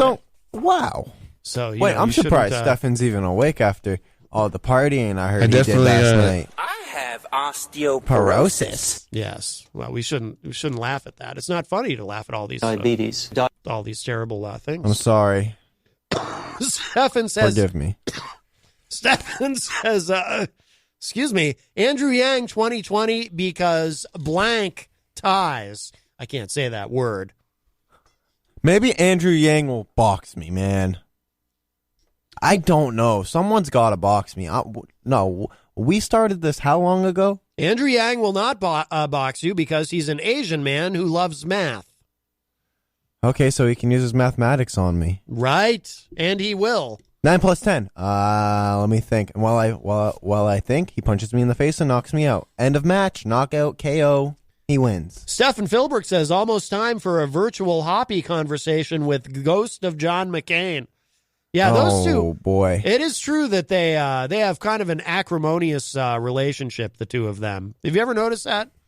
Yeah. The ghost of John McCain and virtual John Hopwood. I think even the real John Hopwood is not that fond of the ghost of John McCain for whatever reason.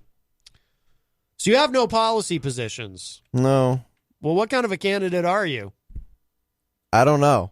I just want to run. Maybe. Well, you see, if Trump can win, I can win. Come on, he was a billionaire. Yeah, I'm not a billionaire, but well, neither is he. oh, not anymore. Well, whatever. How many dollars he has? Well, He's no about one, to be broke no anyway. one really knows. I'm John McCain. Uh-oh, the ghost of John McCain is here, yes. Come say it to my face. Well, the ghost of, John McCain ran several times, I have been a consistent reformer. Yeah, see, but wasn't enough to win. Come say it to my face. Yeah, see. Well, he's never around. I haven't seen John in a long time. Absolutely not. No. Well, he's been here quite a bit. I haven't seen him. Grow up. Grow up. Live in the real world. Well, he can't right? He can't live in the real world. He's dead. That's. Oh, you're exactly right. Yeah.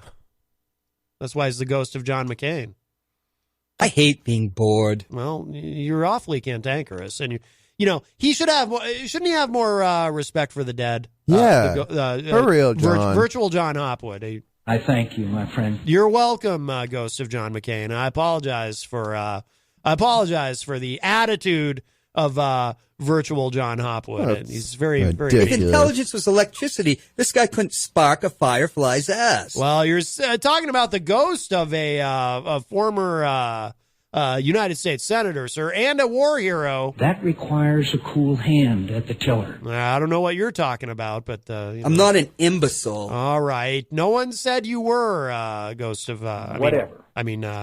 Apparently the ghost of John McCain. Whatever. Well, okay. Well, that's Well, this is going places real quick. Very hurtful. The ghost of John McCain's feelings are hurt, Christian. Yeah, man, I'm hurt. Yes. Well, by John Hopwood's comments there. Yes. Well. Is that a pizza place? Yeah. All right. Well, I think we need to, you know what we need to do is get that, I have an idea. We need to get that medium that was on the morning show with Peter White in here to do a ghost clearing to get rid of the ghost of John McCain. Yeah, for sure. Yeah, I mean, that's all we can do. Or we got to get Christian to bring in his guitar. Again. Right. Well, why don't you bring in your guitar? My I don't know. I was in a brain rush is tonight. clogged with all sorts of stuff. Twinkies. My neurons weren't wired on a matrix from a gambling program used on your social media. I mean, my God. What an attitude. Wait a minute. Yeah, I know. Anyway. But yeah, no. I'm working third shift from now on, so I'll be on a little bit more. So I'll definitely bringing my guitar. I had an idea. Yeah, had an idea. I don't know if you heard about it. Well, I tried to post it out on social media. I wanted to work with somebody to get a parade. I mean, get a float in the Christmas parade. Mm-hmm. And I would go spend some money on audio equipment and everything, and I'd do like a float, and I'd be performing on the float. But it's not looking like that, so I think I'm gonna end up just busking on Elm Street that night. You're just gonna busk one out on Elm Street. Very nice. Do a little show. Do a little Christmas show. I want to win, obviously. Good. Do something like that, and get a few dollars. Right. Yeah. And be able to play for people. And now that I actually have money, I can up my performance, and I'm going to be getting a bunch of new equipment. Getting a bunch of new equipment now. Right. Yes. Oh, wow. Yeah, sure. Ooh, yeah. Sounds like something John would say. That's virtual John Hopwood. Yeah. He's a little negative sometimes. Yeah, he really is. It sounds like he doesn't believe you, but that's okay. Yeah. Oh, jeez. Did you have to smoke that crap too? Yeah, I did. Is there an issue with it? No, I'm joking. I am joking. Wow. What a stunning life you must have. What a stunning worldview. He's very mean today. I apologize, Christian. Listen here, John. So you're going to be busking. I'm about to cut a promo on this man. Oh, my goodness. What does that? Oh, wow. How stunning. What a stunning wit. Oh, my. Yeah, it was stunning wit. Jeez. Wow. He's just very mean to you. I don't know why you tolerate him. I mean, do you I can't knock him out. Disturb me at all? You're just like wasting a boxer would do airtime. because he's not here. I mean, come on, dude. Right. Well, You're We love John. stupid. What a jackass. Jeez. Wow, that's hurtful. He's very man. cruel. He's very, very cruel. That's a whole nother level right there. I think you could take him. I think you could take him in a celebrity boxing match. Virtual John Hopwood. Not the actual John Hopwood, of course. No, I wouldn't touch the actual John Hopwood. No. Virtual John Hopwood. I'm taking my hat off to you. You got me. Ah, see? You You heard? have bested him. You heard? See, he's running away too, just like everybody else. Yep. Guys. Everybody else out there who wants to box me, please? Now, I have a question. Yeah. I asked Michael Martineau the other day when he was here, and I think I might have asked EZG at one point. Have you ever spoken in tongues? Huh? Yeah, it's something I'm trying to learn to do because I think it would be really cool to be able to speak in tongues, and I'm wondering, like, here's a sample.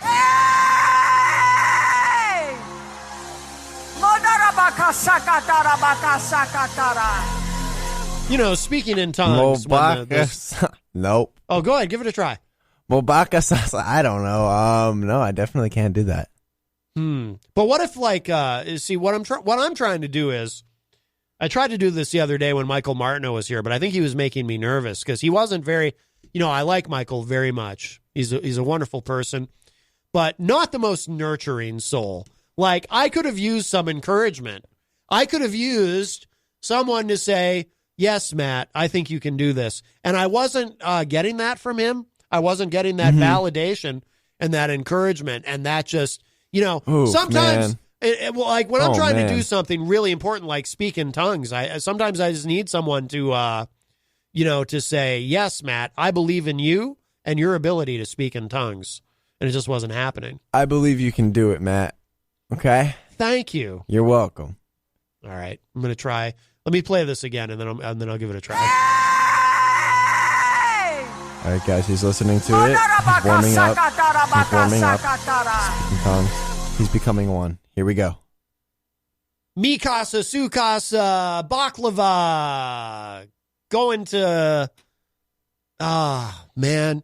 See, you know what? I'm trying too hard. I need to relax and let the spirit move me. Give it again. Give it one more shot. All right. One more shot. I need Paula's inspiration. Paula White, she is married to Jonathan Cain of Journey.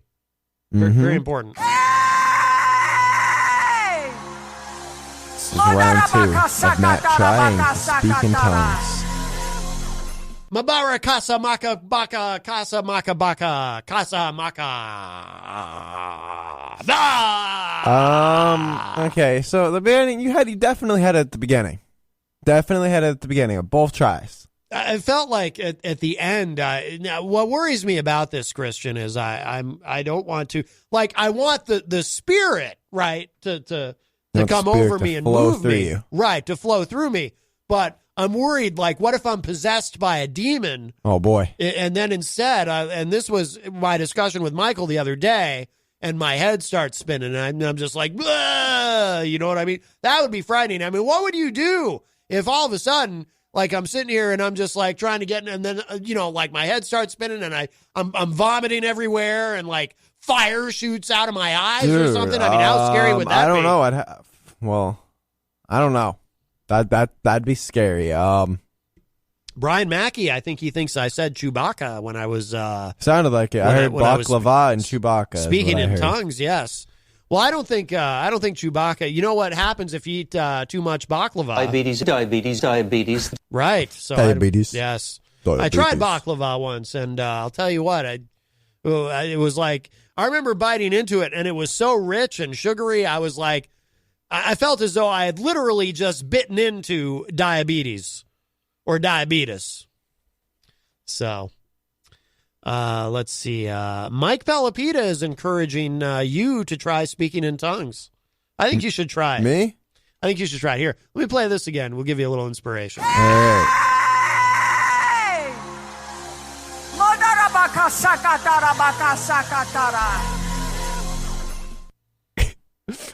Just let the spirit move you.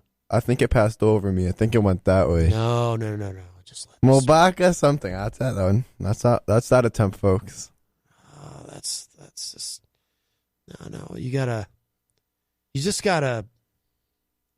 Maybe think if about, I scream. No. That's the key. That's the key, right? Because that's how she starts. I think you just unlocked something, right? See, right there. She screams. She's screaming. She releases her energy. Right. Yes. All right, let's do this. All right. So it's like, okay, here we go. I'm going to let the spirit move me. I'm going to pretend I'm married to Jonathan Cain from Journey, which is weird because that's not my thing. But that's okay. It's, I don't judge. Everybody can do what they want. Okay, here we go. And I love Journey. I mean, any way you want, it's a great song. I don't care what anyone says. Okay, so.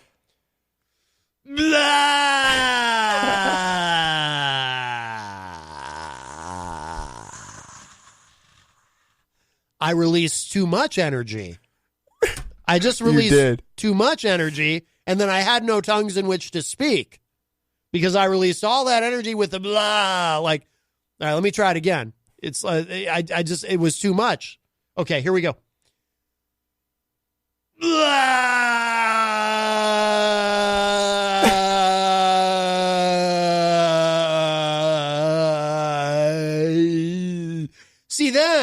See, I keep releasing. I have too much energy to release, and then it just feels so good to just let it all out. And so the spirit can come in and I can, sound like I'm having a stroke on the air or whatever. But, which actually, I have that issue sometimes with John Hopwood because he'll start. Wait, he has a stroke on the air? Well, sometimes he'll start mispronouncing things and mumbling and whatever. And I always tell him, I hate when you do that, John, because I'm concerned that you're having a stroke. Peter White says, I have a request. Can you play Napalm Death's You Suffer? It's the shortest song ever made. Thought Christian could cover it next time he plays out. Ooh. You know what? I think I can. You think you can? I'm working on my set list right now for the whole Christmas show. I'm doing mainly Christmas shows, but I'm doing a lot of covers. I have been grinding. I've been learning a lot of covers in my free time when I'm not working or scootering and breaking myself. Right. Well, don't break yourself. Well, you got to check yourself before you wreck yourself. All right, so this is this is literally the shortest song ever made. This is prepare to be amazed at how quick this is. Right here we go. This is "You Suffer" by Napalm Death by request of Peter White of the Morning Show. Here it is. Ooh, there we go. I like it. That's going to be the one. That's going to be the one. I want to hear it again. That's going to be the one, dude. You Suffer by Napalm Death. That's going to be the song. That's going to get everyone hyped up. Right. They're going to get ready for the show. Yes. They're going to start throwing money in my guitar case. Oh, yeah. Oh, yeah, man. That's the one. The money will flow. Definitely. You should do... you should not even do any other songs. Nope. That's it. I'm just going to do that one. Pack up. I'm going to unpack, do that song, pack up, and leave. Yes. Dude, that's the one. Yes, that is clearly. Now, Mike Pelopita says, good idea, Peter. Yes. Now, I once, I used to play in a lot of bands, played a lot of shows, played a show once at the Bomb Shelter here in Manchester, which is no longer there. It used to be on Eddy Road. But there was this band once that I was there with My Life Crisis at the time, I believe, one of the bands I was in. And there was this band that they had this very complicated setup, and it would take them like a half hour to set up. And they had these really short songs that were like 30 seconds. Yeah, literally. And they would play their entire set, which would be done and over in like 5 minutes, and then they would break down everything. Nope. And this was their thing. No BS. I can't remember the name of the band or anything, but that was their thing. That's crazy. That's weird. But you know what band I'm excited to see in Manchester again is the Adam Ezra Group. They're coming here tomorrow. I've interviewed Adam Ezra, yes. Adam Ezra, he has a really nice voice. I was actually listening to him last night. I wanted to see him at Summerfest, but I couldn't make it that day. But I can't make it tomorrow either because I'm training for a big competition on December 1st. Right. At Rye Airfield. Well, it's not a competition. Well, you should plug that. Well, okay, hold on. December 1st at Rye Airfield, Olay brand, a scooter company, is coming to do a jam session with a bunch of professional scooter riders. Will Napalm Death be there? No. Unfortunately, but no, Okay. I've started going to Rye a lot more now. I go about 3 to 4 times a week now with my friends Nick and Sarah, and honestly, I think once I get to meet these riders, I'll be able to, work something out and progress more in scooting and hopefully get a sponsor. Scooting. Now, what is scooting? Scooter ring. Because sometimes I say that to, like, one of our cats. Like, I'll get home, and our cat Molly is on the couch where I need to sit. And I say to Molly, you got to scoot over. Scoot. Scoot. And then I pet her. Is it like that, or is it something else? No, it's scooter, like the Razor scooters, but these are professional scooters. These aren't little Razor So scooters. there's no cats involved? No, there's no cats involved. I would totally go if there were cats. I love cats. Come on, you don't want to see me dropping on a 14-foot vert ramp and... Whoa, what? Yeah, Oh that's my newest God. thing. I don't know if you saw the video on my Facebook page, but I attempted it the other day, and I looped out of it and fell down pretty hard. But I'm going tomorrow to practice and with my friends, and I'm gonna learn a few tricks on vert, and I'm gonna end up hopefully, throwing a few tricks down at that jam that Olay brand is having. Throwing a few tricks down. Is that what the young people say now? Yep. Throwing a few tricks down? Like doing a few tricks? But throwing a few tricks down. I need to be precise about this because, as you know, Christian, it's very important to appeal to a young, hip audience. That's why I'm here, folks. So I try to stay very hip with the lingo. So these kids who listen, they think I'm a hep cat and not some jive turkey. That would be no good. That would be no bueno, as I think the young people say also, right? Mm-hmm. They say that, right? So throw a few tricks down. Yeah. That's what I do on this show. I throw a few tricks down. You pull a few tricks out of your sleeve is what you do. I pull them out of my sleeve and I put them down. Put them down on the table. I've got the tricks out of my sleeve and on the table every day on the show. Yes, he does. And that's why the young people listen. They flock to this program, as I'm sure you're well aware. These guys know what I'm talking about. I feel like I'm one of the only people, younger kids that listen to the show, because I like the show, I like the politics, and I because I know you, and it's pretty cool, to be able to listen to the show and have, and to be able to tell people you know me. I know exactly. you can say it. You can say it. Yes, it's okay. It won't go to my head. I appreciate compliments, as I mentioned. But yeah, no, December 1st is the jam session. Yes. And December 1st. I'm planning on doing a few new tricks that I've really never done before, and it's going to be, from what I'm hearing, it's going to be a pretty big crowd, and there's going to be a lot of riders there, so it's going to be really hyped up for me, because I feed off of other riders. When the other day when I dropped in on that ramp, I dropped in on the 14-foot vert ramp, I was nervous. Right. And it took me a good 10 minutes, and then pretty soon I had a pretty big crowd along the railing there, watching me, cheering me on. They're like, hey, you got this. And they're like, some of them were like, I'd never do that. So I'm like, you know what? I got to send it. I'm not just going to sit here at the top of this ramp, look down at this. You got to send it. The young people say that, right? Got to send it. The young people say that, Daryl. You got to send it. I typically send mail. Yes. Send mail? No. Oh, no. Oh, no. That's not happening. That reminds me, I have to change my mailing address. No. I didn't mean to get to that. No, you guys, you got to send it. You got to send it. Yes. You got to send it off a 14-foot vert ramp, guys, me. And throw it down. But yeah, also, I was looking back at this time last year, I got a Facebook notification. Yes. And starting last year, I started doing the year in review. Mm-hmm. Last year, I typed up a really long paragraph, almost a page long, and I posted about my year and how that was. And now I have photos and video and audio to document how my year went this year. Uh-huh. So now I'm working on an edit that has everything I did this year and that's how 2019 was my year and how I progressed in almost everything I did and set out to do almost everything I did. So I'm excited. 2019's been a year. It's been crazy. I mean, almost a month ago, I didn't know what I was doing for an apartment. Right. And you had all these father issues. Yeah, I had all these father issues, but we settled those. Right, yes. And which now, is a big relief. Now look at me. I have a full-time job. I'm working all the time, and I have my own apartment. Like, that's crazy. Waltius Reed in the Facebook live chat says, you guys, I was jamming on my keyboard with a 4-track and laying down some improv while just watching, and the video only stream, and my jams were gelling so well. That is outstanding. And we have a call. Hi, welcome to Matt Connarton Unleashed. Who's this?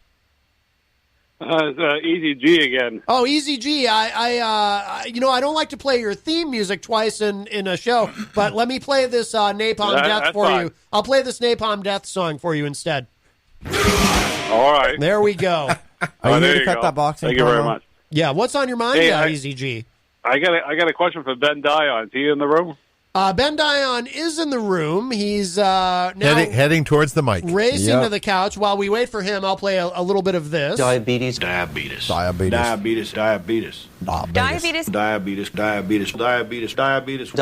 Hello, Ben Dion. Ben Dion, host of the Weekly Dion, is here. How's it going? Easy G, Eric Admin. Hello, Ben. I got a question. When are you going to have the 2000 Songwriter of the Year, Amanda McCarthy, on your show, please? Oh, it's funny you say that, Eric, because she's on next week. Oh, all right, because I know she's going to be in California next week, so I didn't think she was going to be on your show the day after. Wow, all right. She's on the show, cool, yeah. Well, next Thursday. Excellent. Next Thursday, I'll be listening. So you're not going to listen this week? Excellent. So you're not going to listen this week, and you're not going to listen this cut week. a boxing definitely. promo. Come on. Wow. I try to listen. Really? I try to listen every week, and if I can't, I'll try to get the replay. Good. I'm glad, Eric. I'm just giving you a hard time because it's, all right, it's so much fun. All right. Well, you have a busy week. We enjoy giving you a hard time. Going to California for the some kind of award show. Believe it or not. Yes, Rob's doing. She's a very busy woman. Rob's doing a. All right. Thank you very much. Oh, okay. Bye. All right, Easy G, and we'll close out Easy G's call with a little more Napalm Death. I was trying to plug Rob Azevedo's award show. Oh yes, please. Isn't it January 11th? He's having the Greatest State of Mind Music Awards up in Concord. There is that the date? Yeah, Diabetes. I saw the. Sorry, I just got a message from someone who wants to call in. I saw the. What's that thing called? A flyer. I saw a flyer he posted today that he posted, and I was like, it's looking like it's going to be really big. Yeah. And also, I saw that, isn't it December 7th? There's something going on at the Rex? There's like a country music showdown. Oh, that's the flyer I was thinking of. I saw that earlier. Too. Yeah. That's exciting, but Rob's got a lot going on. Rob Azevedo, of course, host of Granite State of Mind, which you can hear really Fridays. Helped me out. When he helped me get that new guitar, he really helped me out. You can hear that Fridays at 6 p.m. here on WMNH. Yes. You guys, I don't know if you're aware, but I've been trying to. If either of you want to maybe take a shot at it, Christian attempted it, but it was kind of weak. I've been really trying to get this down. The speaking in tongues. Are you guys able to speak in tongues at all? I got a problem with English, man. Really? Yeah. No tongues. Well, let me just play this Paula White thing, and then tell me if either of you want to give it a try. I've been trying to get this down.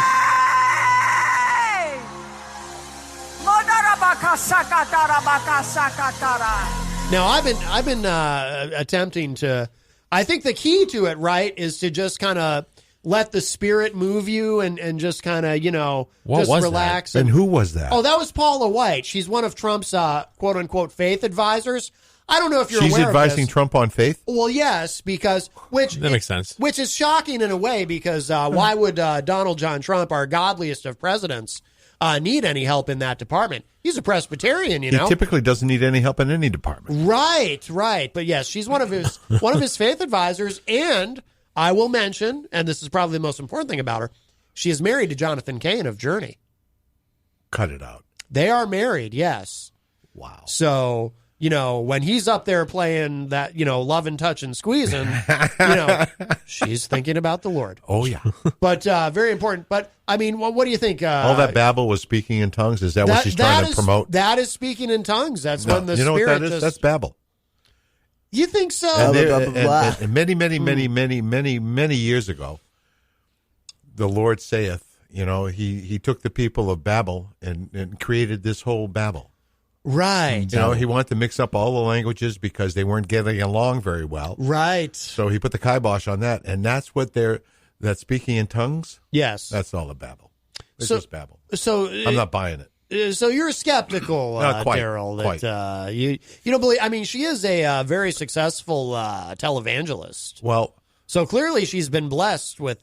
she's been spreading something, but I don't believe it's the word of the Lord. I'm not quite sure, but we'll just say, just leave it at that. Wow. He's very testy tonight. He is. My goodness, He's on. yes. He's on a roll. Don't get me started. Get it out this show, please. Right. Ben lets me, spew on your show, Matt. Thank you very much, because he doesn't allow this kind of talk on his show. Right. He doesn't allow you to talk about Paula White, and she's spreading something, and that's rumors. That's what she's spreading is rumors. Verboten on the Weekly Dion. Oh yeah, I understand. That's a whole other Weekly Dion show. Right, I see. After hours. After hours. Oh, Ooh, yes. You know what? We could The have an Weekly after Dion hours show. after hours. Ooh. Yeah.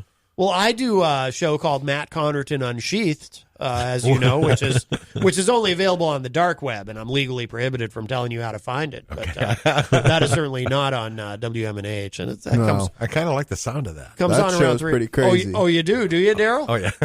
Well, oh my goodness, I'm surprised. I think I'm blushing. Very good. Well, yeah, I couldn't get Christian to really speak in tongues either. I mean, he gave it a little bit of a try. But, I gave it a half-hearted attempt. Yes. Waltius Reed says Tower of Babel. Matt, can some shows get into history or philosophy or Bigfoot? Bigfoot. I don't know. You guys know anything about Bigfoot? No. Nope. Hopwood sometimes calls me Bigfoot because out.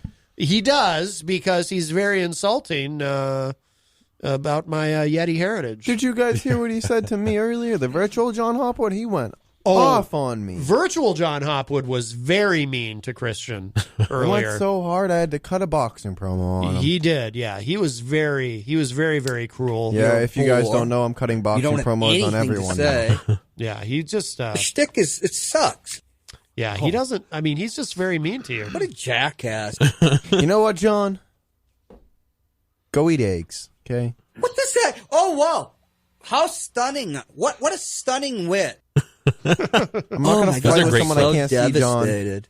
I like those clips. a Oh, lot. my God. I'm so devastated. Yeah, he's very cantankerous. Who was he? Here's like a poster child. Well, everybody in the world thinks fatuous white guys, Americans are imbeciles. He called you and the privileged and just plain worthless. He called you a fatuous white guy. I'm sorry. He called me a fatuous white guy. He called me an imbecile. And he called me a poster child. Yes. What were you going to say, Ben? Who was the guest you had on the other day who he was arguing with very passionately? I want to say it was it Tuesday? Yeah, that was Mark Smith from the Abstract Transmissions podcast. Ooh. Yeah. I'm listening to him like,